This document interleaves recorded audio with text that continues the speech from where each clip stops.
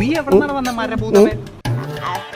എന്താണെന്നറിയില്ല, ക്യാമറ ഒക്കെ കാണുമ്പോൾ ഞാൻ അങ്ങനത്തെ വാക്കുകളൊക്കെ കുറച്ച് എടുത്തിട്ടോ, മനസ്സിലായില്ലെങ്കിൽ പ്രത്യേകം ചോദിക്കണം. ഹായ് ഹലോ നമസ്കാരം, ഞാൻ നിങ്ങളുടെ സ്വന്തം നന്ദു. ഇന്ന് നമ്മുടെ ഈ വേദിയിൽ എത്തിയിരിക്കുന്നത് വളരെ പ്രധാനപ്പെട്ട രണ്ട് വ്യക്തികൾ തന്നെയാണ്.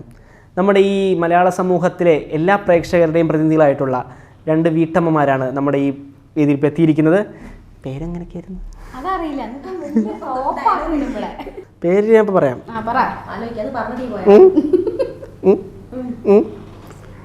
ഹലോ ഹായ് നമസ്കാരം, ഞാൻ ജോത്സ്ന. അതെ, ഹായ് നമസ്കാരം, ഞാൻ ദൃശ്യ. ശരി, ഈ പറഞ്ഞ പോലെ തന്നെ. എന്റെ പേരെന്താ? എൻ്റെ പേര് അറിയില്ല. പിന്നെ സമാസമോ എൻ്റെ പേര് നന്ദു. അപ്പോൾ പേര് പഠിക്കാനുള്ള ബുദ്ധിമുട്ടുണ്ട് പറഞ്ഞു. എനിക്ക് ഈ പെൺകുട്ടികളുടെ പേര് പെട്ടെന്ന് ഇങ്ങനെ പഠിക്കാൻ പറ്റത്തില്ല. അതാ ഈ പേര്, പെൺകുട്ടികളുടെ പേര് എനിക്ക് പെട്ടെന്ന് തലേ നിൽക്കില്ല. ഞാനങ്ങനെ ശ്രദ്ധിക്കാറില്ല, മൈൻഡ് ചെയ്തില്ല.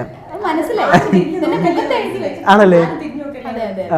അപ്പം സീരിയസ് ആയിട്ട് കാര്യം ചോദിക്കുകയാണെങ്കിൽ, വീട്ടമ്മമാരാണ് ഇപ്പം വീട്ടിലെ കുട്ടികൾ, ഭർത്താവ്, അമ്മ, അച്ഛൻ, അങ്ങനത്തെ കാര്യങ്ങളൊക്കെ നോക്കുന്നതിന്റെ ഇടയിൽ ഈ ഒരു കലാമേഖലകളിലേക്ക് ശ്രദ്ധ ചെലുത്താനായിട്ട് എങ്ങനെ അതിന്റെ ഒരു സംഗതി അങ്ങനെ പറ്റുന്നു? അത് ഞങ്ങളെ വീട്ടുകാരെ സപ്പോർട്ട് ഇല്ലാണ്ട്, അവരെ പൂർണ്ണമായിട്ടുള്ള സപ്പോർട്ട് ഇല്ലാണ്ട് നമുക്ക് ഇതിൽ എന്തായാലും വരാൻ പറ്റില്ല. അതെ, ഇപ്പം സാധാരണ ഇപ്പം എന്നെ സംബന്ധിച്ച്, അല്ല ഇവളെ സംബന്ധിച്ചും അങ്ങനെ തന്നെ, ഞങ്ങളെ നല്ല എല്ലാ സ്ത്രീകൾക്കും എന്താ വെച്ചാൽ സ്വതവേ നമ്മൾ കല്യാണം കഴിച്ചു കഴിഞ്ഞാൽ എന്താന്നറിയില്ല, ക്യാമറ ഒക്കെ കാണുമ്പോൾ ഞാൻ അങ്ങനത്തെ വാക്കുകളൊക്കെ കുറച്ച് എടുക്കൂട്ടോ, മനസ്സിലായില്ലെങ്കിൽ പ്രത്യേകം ചോദിക്കണം. ഉണ്ട്. അപ്പൊ ഇവർക്ക് കാര്യമായിട്ട് എങ്ങനെയാ, എന്താ പ്രശ്നം, ചെങ്ങായി ഒന്നായി തെറ്റിച്ചാഞ്ഞ് പ്രശ്നം വരും. എന്താ വെച്ചാല് അതാണ് ശരിക്കുള്ള ഭാഷ. സംഭവം എന്താ വെച്ചാല്, ഈ വീട്ടമ്മമാരെ സംബന്ധിച്ചിടത്തോളം വീട്ടിലെ കാര്യങ്ങൾ നോക്കി, കുട്ടികളുടെ കാര്യങ്ങൾ, ഭർത്താവിന്റെ കാര്യങ്ങൾ, പാരന്റ്സിന്റെ കാര്യങ്ങളൊക്കെ നോക്കിയിട്ട് നമ്മളെ ഇഷ്ടം നോക്കാൻ സമയം ഉണ്ടാവില്ല. അപ്പം അതിന് ഈ വീട്ടുകാരുടെ സപ്പോർട്ടും കൂടെ ഉണ്ടാകുമ്പോഴാണ് നമുക്ക് നമ്മുടെ ഇഷ്ടം കൂടെ കുറച്ചുകൂടെ നോക്കി ഈ ഇതുപോലത്തെ പ്രോഗ്രാംസിലൊക്കെ വന്ന്, പിന്നെ ഇവിടുത്തെ സപ്പോർട്ടും നമ്മുടെ കണ്ടസ്റ്റൻസിന്റെ ആയാലും നമ്മുടെ ടീമിന്റെ ആയാലും മഴവിൽ മനോരമയുടെ ആയാലും ബമ്പർശ്ശേരി ടീമിന്റെ ആയാലും സപ്പോർട്ടും കൂടെയാണ് നമ്മളിത് ചെയ്യാൻ പറ്റുന്നത്. ഈ നാട്ടിലൊക്കെ പോകുമ്പോഴേ, പല പരിപാടികളിലും കല്യാണത്തിന് പോകുമ്പോഴായാലും ഫാമിലിയോട് പോകുമ്പോഴായാലും നാട്ടിൽ നിന്ന് ഒരു സെലിബ്രിറ്റി ഇമേജ് കിട്ടിയിട്ടുണ്ടോ? ഇപ്പൊ കിട്ടി തുടങ്ങി. നമ്മളെ മരിച്ചിങ്ങനെ ആള് കിടക്കുമായിരിക്കും ഇങ്ങനെ, പാവം. അല്ലടാ, നമ്മളിപ്പോ എവിടെ പോവാണെങ്കിലും നമ്മളെ ആരെങ്കിലും ഒരാളെങ്കിലും തിരിച്ചറിയുന്നുണ്ട്. ഇപ്പൊ ഒരാളെങ്കിലും നമ്മൾ തിരിച്ചറിയാം. നമ്മളിപ്പോ ട്രെയിനിലൊക്കെ വരുമ്പോ എത്ര പേരാന്നറിയോ? നിങ്ങൾ ബമ്പർശ്ശേരിയിലല്ലേ, നിങ്ങൾ ഷൂട്ടിന് പോവാണോ? നമ്മളടുത്ത് ഇങ്ങനെ ഇരിക്കും, ഒന്നും മിണ്ടണ്ടല്ലോ, ഇറങ്ങാൻ പോകുമ്പോൾ ഷൂട്ടിന് പോവായിരിക്കും അല്ലേ. അവ ചോദിക്കുമ്പോൾ നമ്മൾ ആ സന്തോഷ സ്കിറ്റ് കാണാറുണ്ട്. എല്ലാരെ പറ്റിയും ചോദിക്കട്ടെ, എല്ലാ കണ്ടസ്റ്റൻസിനെ പറ്റിയൊക്കെ ചോദിക്കും. വീട്ടിൽ നിന്ന് പറയാറുണ്ട്. എന്റെ സ്കിറ്റ് മാത്രം കണച്ചിരിക്കൂല, ബാക്കിയുള്ള ആളുടെ സ്കിറ്റ് ഒക്കെ എന്നൊക്കെ പറയും. ഞങ്ങളുടെ സ്കിറ്റ് വരുമ്പോ ഇങ്ങനെ ഒരു കോമഡി ഉണ്ട്. മറ്റേത് പറയാം, ഞങ്ങളുടെ ഒരു വീട്ടിലെ ഊണ് നടന്ന സ്കിറ്റ് ഉണ്ടായിരുന്നേ. അപ്പം എല്ലാം സ്കിറ്റൊക്കെ ഞാനിങ്ങനെ ഒക്കെ ഇരുന്ന് ഞാൻ ചോദിച്ചു എങ്ങനെ ഉണ്ടായിരുന്നെന്ന്. ജോൽസിനെ നല്ലോണം തടിച്ചിരുന്നു. ഇത്രയും സ്കിറ്റ് കഴിഞ്ഞിട്ട് പറഞ്ഞതാ. അതാ ശ്രദ്ധിക്കുന്ന, അത് എന്നെയല്ലേ ഇവളെ. അപ്പം ഈ ഭാവിയിലുള്ള കാര്യങ്ങൾ എന്തൊക്കെയാണ്? ഭാവിയിൽ വേറെ ഓപ്പർച്യൂണിറ്റികളൊക്കെ വന്നിട്ടുണ്ടോ? അതോ ഇനി വീണ്ടും മഴവിൽ മനോരമയുടെ ഫ്ലോറിലേക്ക് പോകാനുള്ള ഉദ്ദേശമുണ്ടോ? ഈ മഴവിൽ മനോരമ എന്ന് പറഞ്ഞു കഴിഞ്ഞാൽ ഞങ്ങൾ രണ്ടുപേരും, ഞങ്ങൾ ആരും തിരിച്ചറിയാതെ, ഞങ്ങൾ സാധാരണ ഇപ്പോൾ പറഞ്ഞ പോലെ തന്നെ വീട്ടമ്മ. ഞാൻ കല്യാണം കഴിഞ്ഞതിന് ശേഷമാണ് ഇവളും നമ്മൾ ഇതിനകത്തേക്ക് വരുന്നത്. അപ്പം നമ്മളെ നാലാൾ അറിയുന്നല്ലേ നമ്മളെ ഇങ്ങനെ ആക്കിയത് മഴവിൽ മനോരമയാണ്.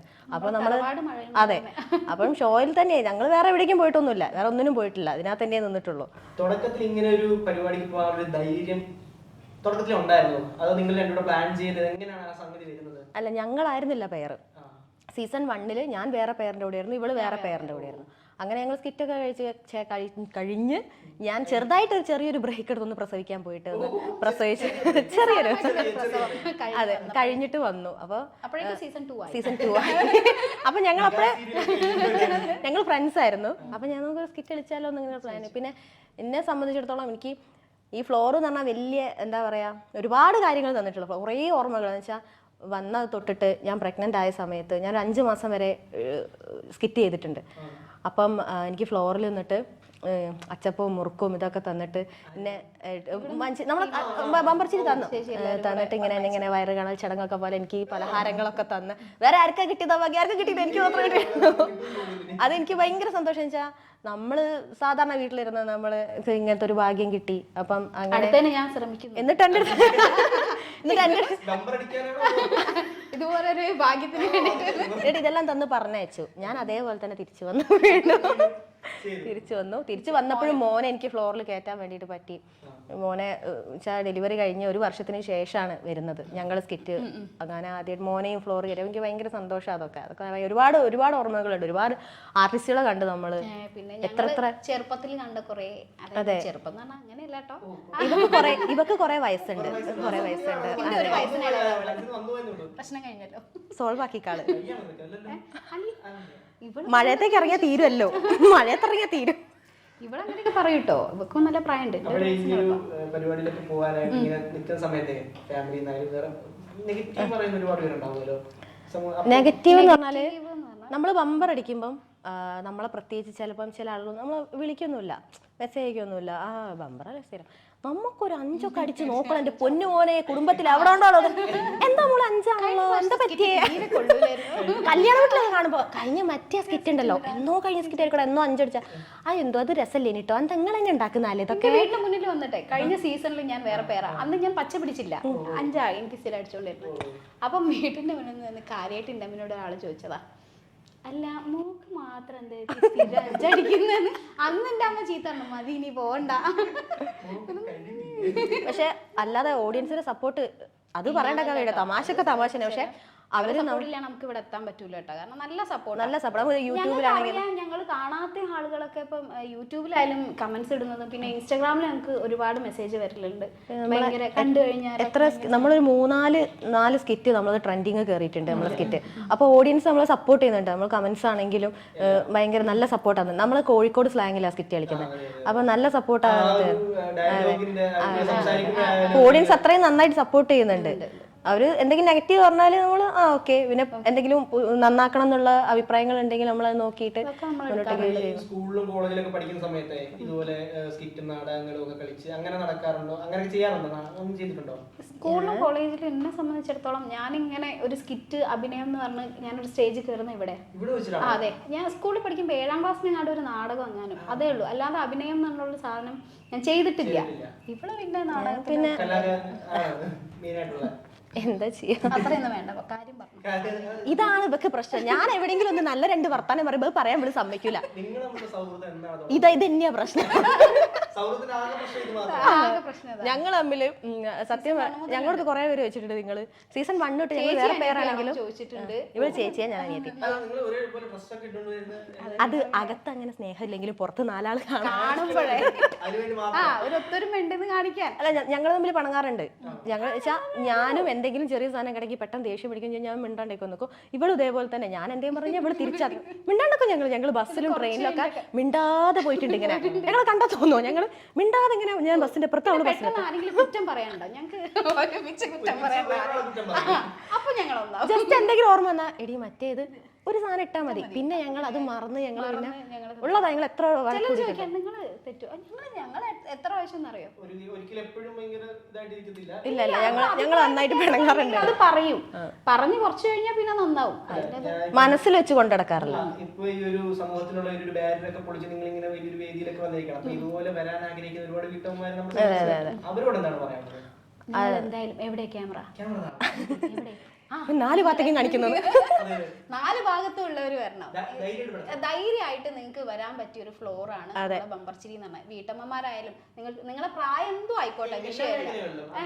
അതെ, അത്ര പ്രായമുള്ള സ്ത്രീകൾ ഇവിടെ വരുന്നുണ്ട്, ബമ്പർ അടിക്കുന്നുണ്ട്, കുറെ കാര്യങ്ങൾ ചെയ്യുന്നുണ്ട്. അതെ അതെ, കുഴപ്പമില്ല. പിന്നെ ബുദ്ധിപരമായിട്ട് കുഴപ്പമില്ലാത്ത, അതുകൊണ്ടാണ് ഞാൻ ഇവിടെ പെയറായിട്ട് കൂടെ കൂട്ടിയത്. അപ്പോഴും എനിക്ക് തന്നെ. എന്നാലും കുഴപ്പമില്ല, നിങ്ങൾ വന്നോളി. അത് കഴിവ് വേണമല്ലോ. അപ്പൊ നമ്മള് കഴിവില്ലാത്തവരായി. ശരി, കൂടെ ഉദ്ദേശിക്കുന്നു. അതെ, പക്ഷെ എല്ലാവർക്കും നിങ്ങൾ ധൈര്യമായിട്ട് വരാൻ പറ്റിയ സ്ഥലം. കാരണം നമ്മളൊന്നും ഇത് അറിഞ്ഞിട്ടോ അല്ല നമുക്ക് എക്സ്പീരിയൻസ് ഉണ്ടായിട്ടോ വന്നതല്ല. ഇവിടെ വന്നിട്ട് ഇവിടെ നമ്മളെ മഴവിൽ മനോരമ ഈ ഫ്ലോറാണ് നമ്മളെ വളർത്തിയത്.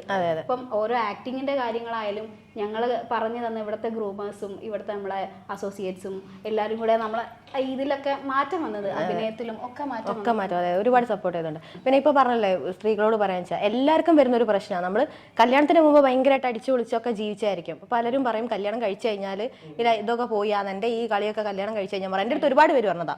ഞാൻ അത്രയും എൻ്റെ വീട്ടിൽ ഭയങ്കര ഫ്രീഡം തന്നെ, ഞാൻ അടിച്ചു വിളിച്ച് നടന്നതാ. കല്യാണം കഴിഞ്ഞാൽ എൻ്റെ ഇതാ ഈ ചാട്ടമൊക്കെ നിൽക്കുമെന്ന് പറഞ്ഞതാ. പക്ഷേ ഹസ്ബൻഡ് ആണെങ്കിലും മധുരചാട്ടം നിന്നില്ല എന്തായാലും. അപ്പോൾ ഹസ്ബൻഡ് ആണെങ്കിലും ഹസ്ബൻഡ് അമ്മ അച്ഛൻ ഫാമിലിയിൽ എല്ലാവരും ആണെങ്കിലും ഞാൻ നമ്മളെ സപ്പോർട്ട് ചെയ്ത് നമ്മളെ വിടുന്നുണ്ടല്ലോ.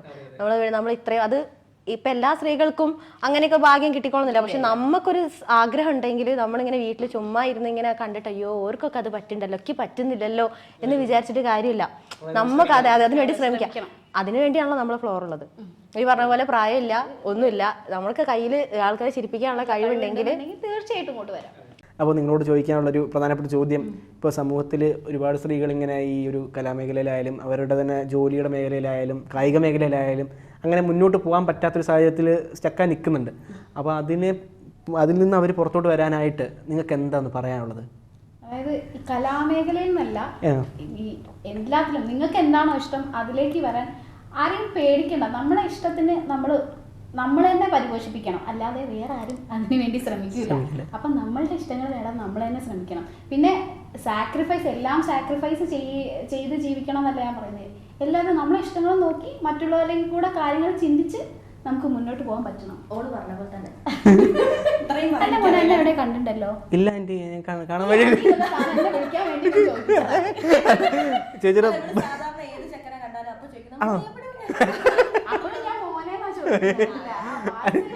ഞാൻ ആ ബഹുമാനത്തോടെ ചോദിച്ചെന്നേ ഉള്ളൂ.